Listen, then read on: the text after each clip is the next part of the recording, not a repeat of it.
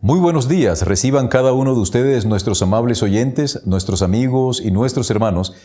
Bienvenidos a esta emisión de tu programa Reflexiones de la Biblia por BioChannel, el canal que se distingue por tratar a los integrantes del mismo como una verdadera familia. Una vez más, bienvenidos a esta emisión.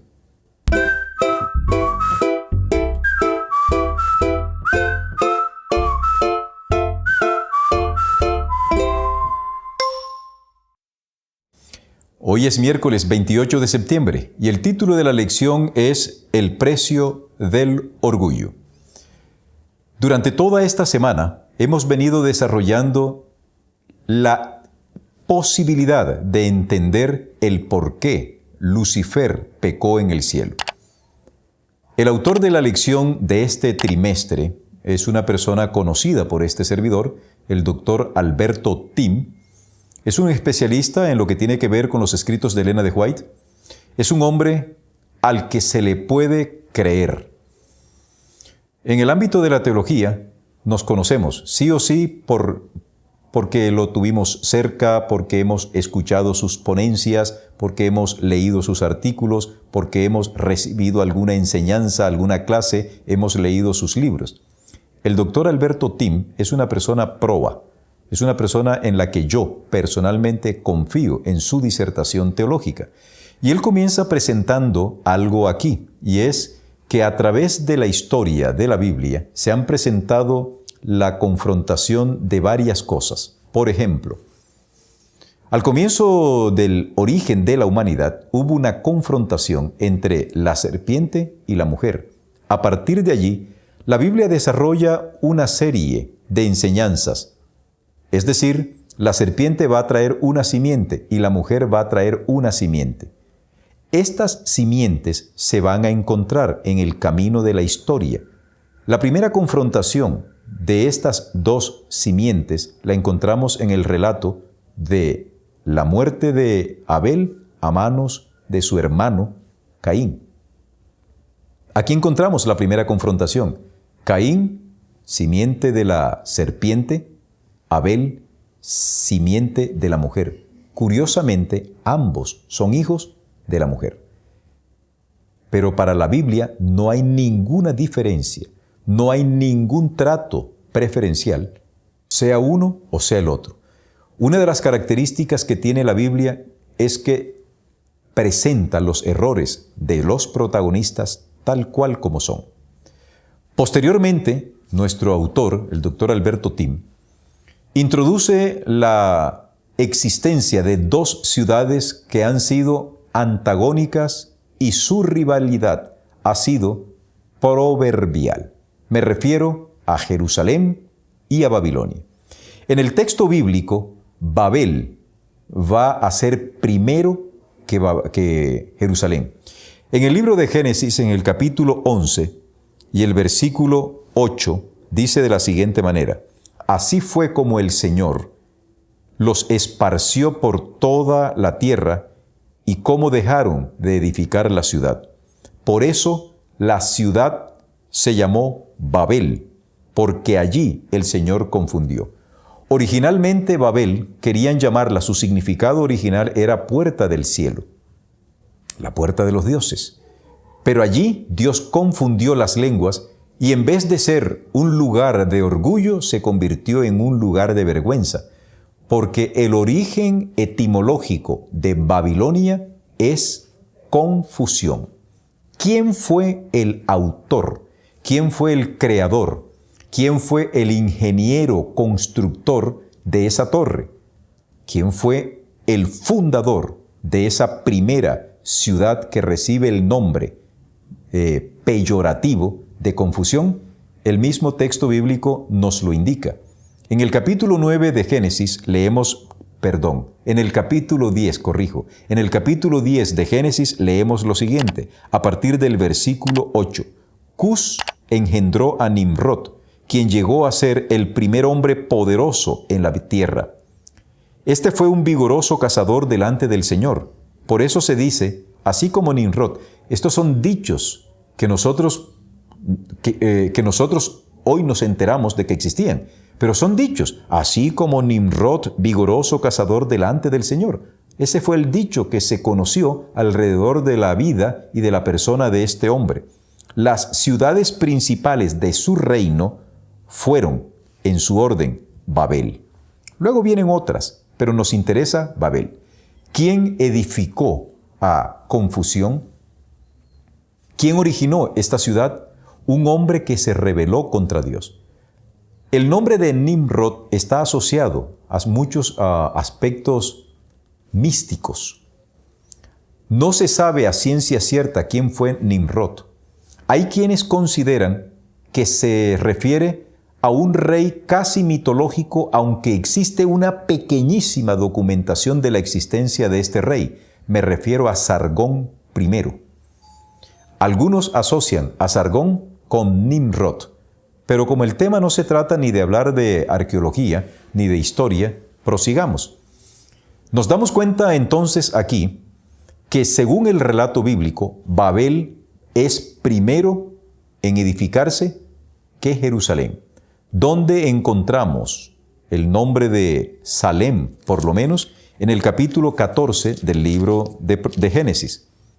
En el capítulo 14 y a partir del versículo 17, el texto bíblico nos dice: cuando volvía de haber derrotado a Kedorlaomer y a los reyes que estaban con él, el rey de Sodoma salió a recibirlo al valle de Sabe, que es el valle del rey. Versículo 18. Entonces Melquisedec, que era rey de Salem, y aquí aparece la expresión Salem. El vocablo Salem, sin duda, deriva de una raíz hebrea primaria que significa Shalom, ciudad de paz. No sabemos a ciencia cierta cuándo fue fundada Salem. El hecho de que el texto bíblico ubique a Salem después de la aparición de Babel, no necesariamente debemos entenderlo que Babel fue primero que Salem. Lo que sí se sabe es que Babel es registrada por primera vez, o mejor, Babel es registrada primero que Salem. Pero este antagonismo de estas dos ciudades se va a ir desarrollando a través de la historia. A medida que la historia de la humanidad va discurriendo, Babilonia y Jerusalén se verán las caras en varias oportunidades. La primera vez que encontramos en el registro histórico que Jerusalén y Babilonia se van a enfrentar ocurre por allá en el año 605. Nabucodonosor, quien para ese momento había reemplazado a su padre Nabopolassar en el naciente imperio neobabilónico, sitia la ciudad de Jerusalén y se lleva cautivos a unos cuantos. Posteriormente, en el año 597, vuelve a Jerusalén, la sitia y se lleva a otros más, hasta que definitivamente en el año 586, el ejército de Nabucodonosor, encabezado por Nabuzaradán, el oficial, el capitán de su ejército, sitian Jerusalén, destruyen la ciudad, destruyen el templo que Salomón había edificado y se lleva cautivo a muchos rehenes. En 3 ocasiones, Babilonia se enfrenta contra Jerusalén y siempre Babilonia sale victoriosa. Desde ese momento, la confrontación va a dar un giro. Babilonia desaparece. Finalmente, Babilonia es eclipsada por el poder medo-persa. Mientras tanto, Jerusalén perdura en el tiempo. Más adelante, la Biblia va a utilizar a la figura del rey de Babilonia, al rey Nabucodonosor, como un símbolo de Satanás. La Biblia dice que Nabucodonosor era orgulloso. ¿Cómo lo sabemos? Vamos a buscar en el libro de Daniel, el profeta Daniel, y leemos el siguiente capítulo en el capítulo 4. Dice de la siguiente manera el texto bíblico. Capítulo 4 de Daniel. Yo, el rey Nabucodonosor, me dirijo a todos los pueblos, naciones y lenguas que habitan en todo el país, que la paz les sea multiplicada. Y comienza Nabucodonosor a narrar algo. Dice, es conveniente que yo dé a conocer las señales y milagros que el Dios Altísimo ha hecho conmigo. Luego viene en el versículo Desde el versículo 5 en adelante, Nabucodonosor tiene un sueño de un gran árbol. Los astrólogos, los magos, los caldeos, los adivinos intentan descifrar el sueño, pero no lo logran. Nabucodonosor manda llamar a Belsasar, que es Daniel, y Daniel le revela el sueño. Este sueño contiene una advertencia, y la advertencia es así. Rey, ese árbol te representa a ti. Y el hecho de que ese árbol haya sido completamente derribado significa que tú serás derribado, si no te humillas. Parece que Nabucodonosor en el momento le prestó atención, pero a partir del versículo 28 dice de la siguiente manera: todo esto le sucedió al rey Nabucodonosor, pero 12 meses después, un año después, mientras o sea Nabucodonosor, se paseaba por el palacio real de Babilonia, exclamó: ¿acaso no es esta la gran Babilonia, que con la fuerza de mi poder y para gloria de mi majestad he constituido como sede del reino?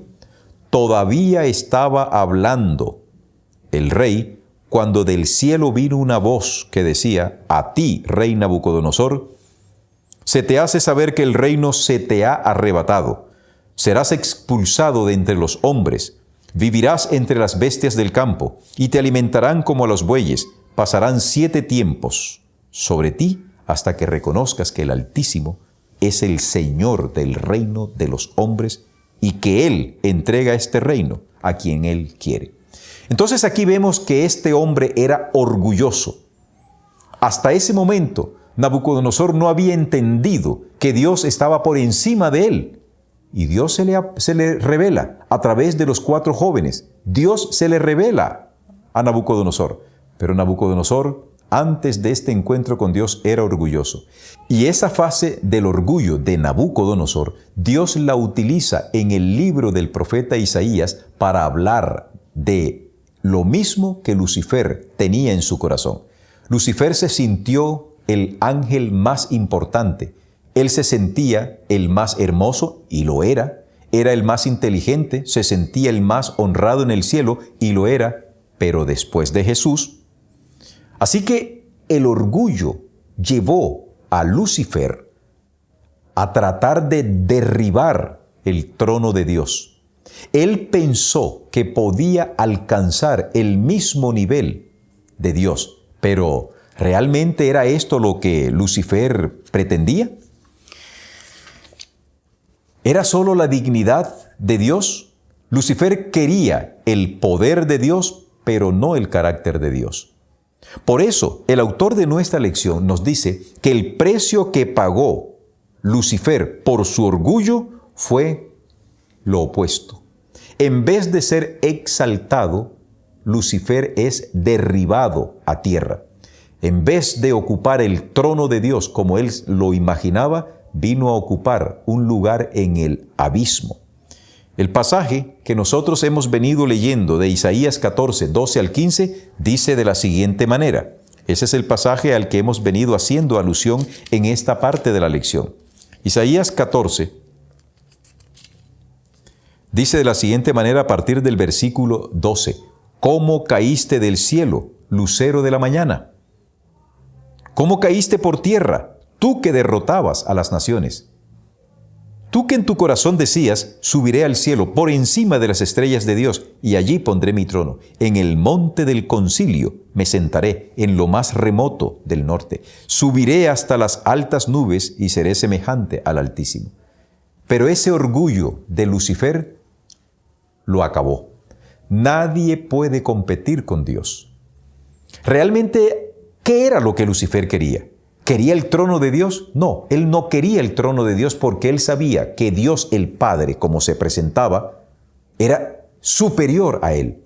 Lo que Lucifer pretendía era la dignidad de Cristo. Él pretendía derrocar a Cristo. Y por eso en el libro de Apocalipsis, en el capítulo 12 y el versículo 7, se presenta esa confrontación. Y hubo una guerra en el cielo, hubo una batalla en el cielo. Miguel, que es un título para referirse a Jesús. Miguel es un nombre que significa ¿quién es como Dios? Miguel y sus ángeles se enfrentaron al dragón y sus ángeles.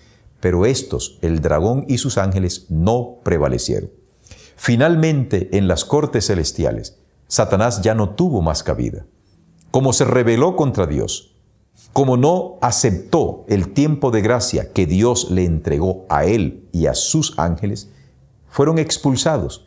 Y el precio del orgullo fue que de ser un ángel portentoso y maravilloso, miren el estado actual en el que la sierva del Señor describe a Satanás. En el libro Historia de la Redención, escrito por Elena de White bajo inspiración del Espíritu Santo, ella dice lo siguiente en cuanto a cuál es la actual condición de Satanás.